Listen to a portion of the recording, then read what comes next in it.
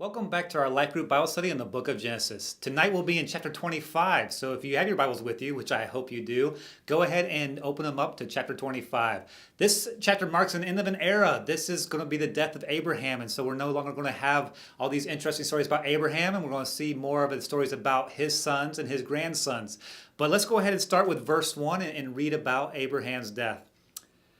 Abraham married another wife whose name was Keturah. She gave birth to Zimran, Jokshan, Medan, Midian, Ishbak, and Shua. Jokshan was the father of Sheba and Dedan. Dedan's descendants were the Asherites, the Letershites, the Lumanites. Midian's sons were Ephah, Epher, Hayok, Abida, and Eladah. These were the descendants of Abraham through Keturah. Abraham gave everything he owned to his son Isaac, but before he died, he gave gifts to the sons of his concubines and sent them off to a land in the east, away from Isaac. Abraham lived for 175 years, and he died at a ripe old age, having lived a long and satisfying life. He breathed his last and joined his ancestors in death. His sons, Isaac and Ishmael, buried him in the cave of Machpelah near Mamre, in the field of Ephron, son of Zohar the Hittite. This was a field Abraham had purchased from the Hittites and where he had buried his wife Sarah. After Abraham's death, God blessed his son Isaac, who settled near Beer Lahai Roy in the Negev. Whew, that was a lot of difficult names, and I'm sure I butchered at least half of them. But this is a really fascinating passage. A lot of people don't analyze this biblical passage and just kind of sweep this one under the rug because it's weird. Abraham and Sarah, that's what everybody knows. That Abraham married Sarah, and they had that relationship, and this whole idea of him having a wife after Sarah is weird, but a very little known woman named Keturah.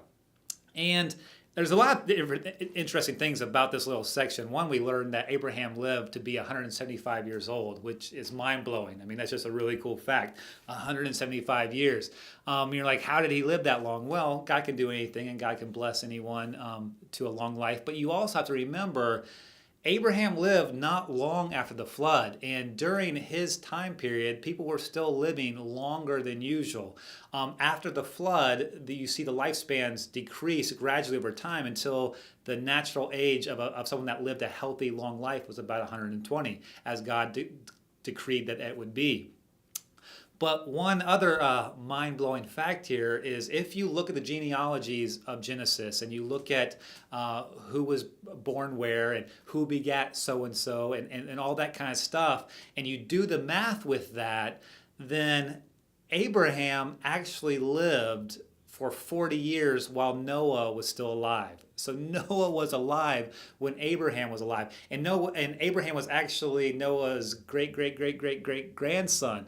And so that's an interesting fact. And an even weirder fact to me is that Noah's son Shem actually outlived Abraham. Shem lived to be very old himself, and he actually outlived Abraham. So cool little side notes there. But this is why Abraham was able to live so long. It wasn't that long after the flood and that kind of life.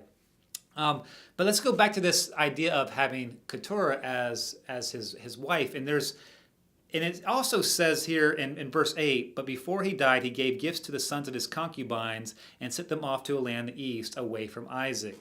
Now, it also alludes to concubines, and scholars disagree on this point whether or not that Abraham had his wife Keturah and other concubines and other people that he had children with, or if the concubines is actually referring to Keturah and Hagar, because he's already had Ishmael through Hagar and had grandchildren through Ishmael and that kind of stuff, and he had 8 sons through Keturah.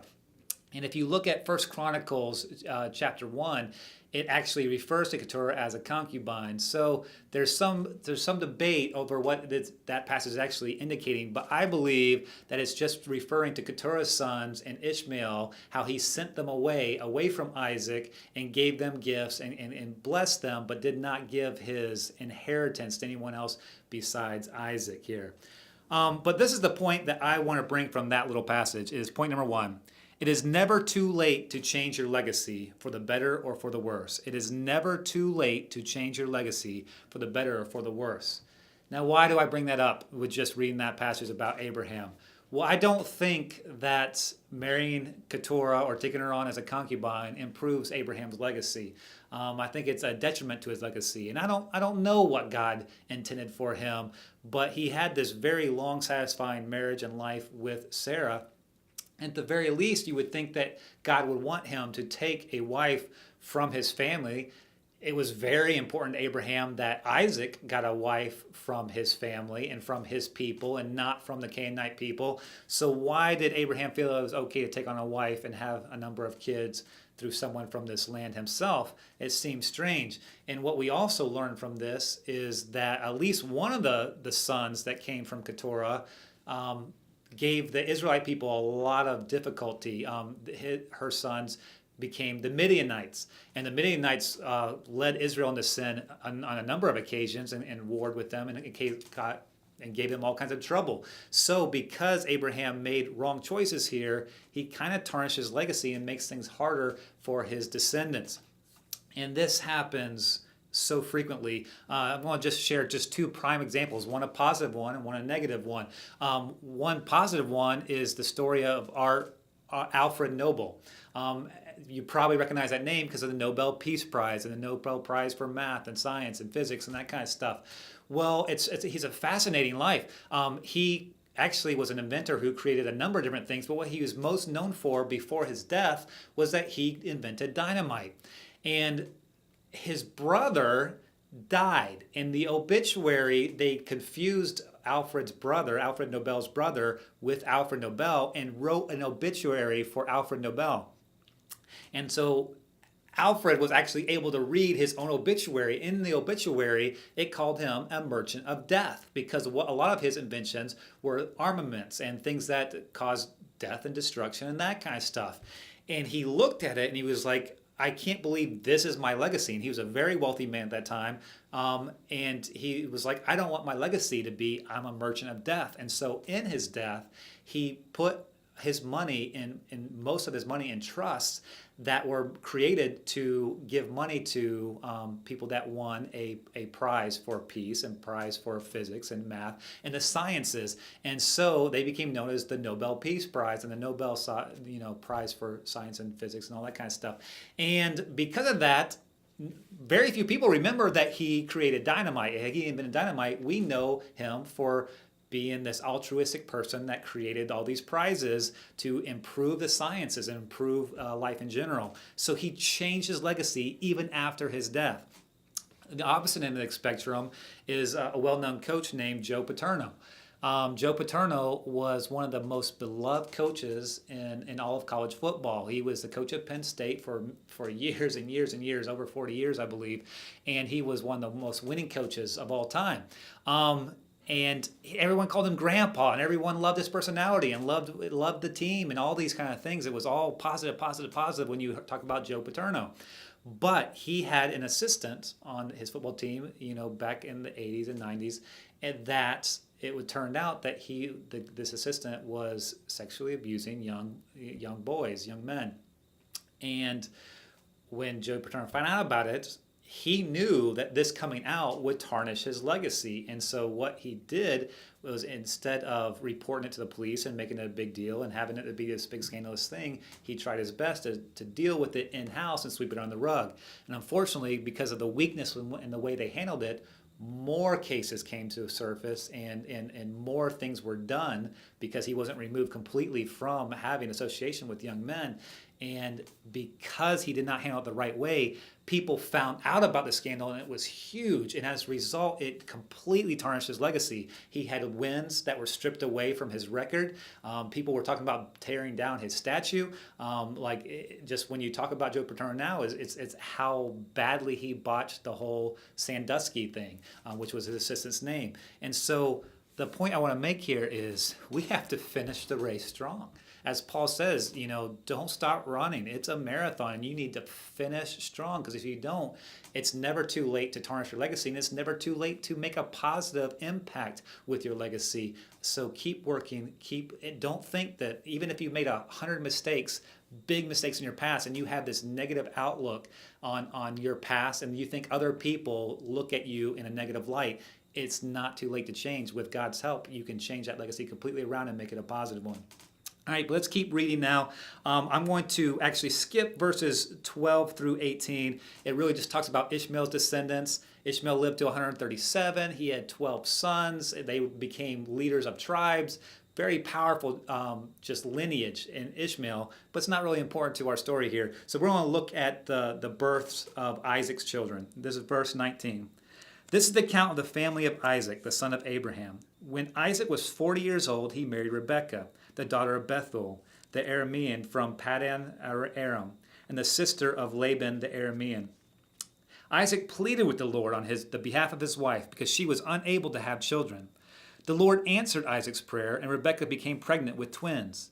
But the two children struggled with each other in her womb. So she went to ask the Lord about it. "Why is this happening to me?" she asked. And the Lord told her, "The sons in your womb will become two nations. From the very beginning, the two nations will be rivals. One nation will be stronger than the other, and your older son will serve your younger son." And when the time came to give birth, Rebekah discovered that she did indeed have twins. The first one was very red at birth and covered with thick hair like a fur coat, so they named him Esau. Then the other twin was born with his hand grasping Esau's heel, so they named him Jacob. Isaac was 60 years old when the twins were born. As the boys grew up, Esau became a skillful hunter. He was an outdoorsman, but Jacob had a quiet temperament, preferring to stay at home. Isaac loved Esau because he enjoyed eating the wild game Esau brought home, but Rebekah loved Jacob. That last part there, so unhealthy, is so dangerous. And this is the point I want to pull from that passage, is that favoritism is dangerous. Favoritism is dangerous. It is so unhealthy and so unwise to show favoritism to your kids. Now, here's a very interesting story. Rebekah could not have children. So Isaac, and remember, like for the women at this time period, the giving birth was everything. Bearing children and having them be promising youth and kind of do things, that was your legacy, and that was extremely important. That's where you got all your honor and respect from this culture. And so this really bothered Rebekah, and Isaac took it to the Lord too. Obviously he wanted children, and she gave birth to twins, and these are the only children that she had. And from the very get-go, they are warring inside her. She was like, "Why is my son having so much trouble? Why is there so much movement in there?" It's because there was two of them, and they were already fighting, and they fight basically their entire lives. But Esau comes out first. He's the firstborn. Then Jacob. But Esau is loved by Isaac for no other reason than he's like this outdoorsman, sporty type. Like he's strong and a great hunter, and he brings home meat, and Isaac likes to eat. Isaac likes the food that he brings home, so he is so proud of Esau and loves Esau. Where Rebekah, she's the mother, all right? She's the one cooking, she's the one cleaning, she's the one at the home making sure that the home is peaceful. And Jacob likes to stay at home. Jacob is a mama's boy, and he's always around Rebekah, and Rebekah loves Jacob, and they show clear favoritism to one another. And that is so unhealthy. And it's hard though. It's hard not to show favoritism because there seems to be there's always that child that just, whether they're so much like you or so much different than you, that kind of grates on your nerves and gives you a hard time. And you love them just as much, but it's hard to show that because they drive you crazy, right? And then there's always seems to be like the golden child in the family, the one that just never seems to do any wrong and just gets along very well. And it's hard not to show all this love and happiness that they obey and praise them all the time. And so there's always this feeling of favoritism. It doesn't matter how well you do at loving your children equally, your kids will feel like there's favoritism, all right? The troublemaker will look at the goody two-shoes who never gets in trouble and never is yelled at and never seems to get a spanking, and they'll look at them and they'll say, and how you praise the person for obeying, and the troublemaker will always feel like you love the goody two-shoes better. They will always feel that way. But on the other end of the spectrum, with this a surprising turn of events, the goody two-shoes is going to feel the same way. They're going to feel like you favor the troublemaker. They're going to feel like because of all the attention that you have to give the troublemaker, all the time you spend with them and all the extra attention that you give them, they will feel neglected and they will feel like you care about that person more than you care about them. And so it is a really hard dynamic to deal with. But I just want to challenge my parents out there, do your best. If someone brings to your attention that you are showing favoritism, don't just scoff at that and discard that. Own that, all right? Because if someone else is saying that, it's probably true. And don't allow your natural tendencies to shower the child that is doing your hobbies and likes to do the things that you do. Don't shower them with affection, attention, and positive compliments, and not say those things to the person that does not share your hobbies or interests. All right. Don't get after the son that will not play sports like you want them to play sports. Let them be who God called them to be. Let them enjoy their own interests. Don't be down on the daughter that doesn't get good grades even though she's trying. Yeah, you might have done really well in school, but if it's a struggle for them, don't make them feel like they're not measuring up. It's really important that you show love and unconditional love and respect and attention to your kids. And that will help them thrive and have a sense of security that will help them take the next step into independence in their life into adulthood. All right, and that is not what happens with Esau and Jacob. There's all kinds of trouble. So let's read about this trouble, starting with verse 29 now. We're going to read to the end of the chapter. One day, when Jacob was cooking some stew, Esau arrived home from the wilderness, exhausted and hungry. Esau said to Jacob, "I'm starved. Give me some of that red stew." This is how Esau got his other name, Edom, which means red. "All right," Jacob replied, "but trade me your rights as the firstborn son." "Look, I'm dying of starvation," said Esau. "What good is my birthright to me now?" But Jacob said, "First, you must swear that your birthright is mine." So Esau swore an oath, thereby selling all his rights as the firstborn to his brother Jacob. Then Jacob gave Esau some bread and lentil stew. Esau ate the meal, then got up and left. He showed contempt for his rights as the firstborn. All right, so this is the point I want to bring from this. Point number 3. Jacob was wrong for his manipulation. There's no defending Jacob in this situation. He took advantage of his brother, and he was wrong for the manipulation. But Esau rejected God by showing contempt for his birthright. Esau rejected God by showing contempt for his birthright. He sold his birthright for some stew. And he didn't care about it. He's like, what's the point of this? He just discarded it, and he just showed contempt for it. And this birthright, it wasn't just some kind of inheritance. This was the right to be like the firstborn child in the lineage of Abraham and Isaac and mighty men of God. And this was, he was a child of the promise, all right? And he basically discarded the child being the child of the promise and gave that away to Jacob like it was nothing. That is a big ordeal. And the problem was that Esau's heart was not right with God. He was not close to God. He did not care of the things of God, and he just completely rejected God. And I don't think that God made his plans from the beginning, before the earth was created. I don't think he made his plans purposely to elevate Jacob and to put down Esau. I don't think he manipulated it any way. I believe that God knew the hearts of these two young men, and he knew that Jacob was more qualified to be a follower of God than Esau was, and that Esau was going to reject him. And so that is why the birthright was passed down in this way, because Esau rejected God. And God knew that Esau was going to reject God. And God didn't make Esau reject God. Esau chose to reject God in this way. The other point that I want to bring from this short little passage is a pretty obvious one, but it's so true and applicable to our life. Don't make major decisions without having your physical needs met. Don't make major decisions without having your physical needs met. Esau sold his birthright. This was a major ordeal. This was a huge decision, and he did it flippantly because he was starving. And frankly, we are guilty of this very often, and we should never make major decisions when we're hungry, when we're tired, when we are bitter, when we're having, when we're frustrated. We need to calm down. We need to have our needs met, and then we need to make healthy, wise decisions. It's really funny. If you ever sat in our staff meetings, they're kind of comical at times. And I think our staff makes great decisions. We have a lot of great minds. We have a lot of great hearts. We come together and we talk things over, work things out, and we usually come up with fairly good plans.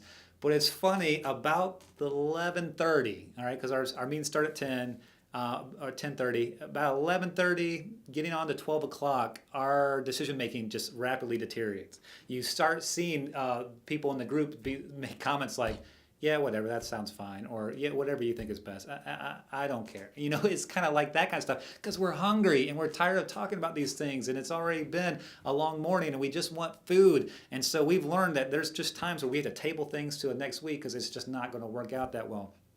And I also, in teaching profession, I mean, you can have kids push your buttons and get upset pretty easily. And I had a fellow teacher at one of the schools I worked at, like, he did not pay attention to how frustrated he was getting. Sometimes you just have to call an administrator and have someone removed or just like step away from the issue. But he had a child that was being disrespectful and kept being disrespectful and was hiding his phone and keeping his phone in his bag and wouldn't give up his phone and just was getting really disrespectful. And he just snapped, all right? In the moment, he just snapped and he took the kid's book bag away, which is just never a good thing to do. But it got worse. All right, he took the kid's book bag away. He's like, you don't want to listen? He walked over to the window, put up the latch, pushed the window open, and threw the book bag out a second-story window. All the kids were like, whoa, and he's lost it. Like, they were seriously fearful for their safety at this point because he had just lost control. And as a result, he got suspended for a few days as teacher. And it was the student that was being a jerk and being disrespectful and doing the wrong thing, but he let one wrong, and in the frustration of the moment, he decided to take discipline into his own hands, and he made a really bad choice.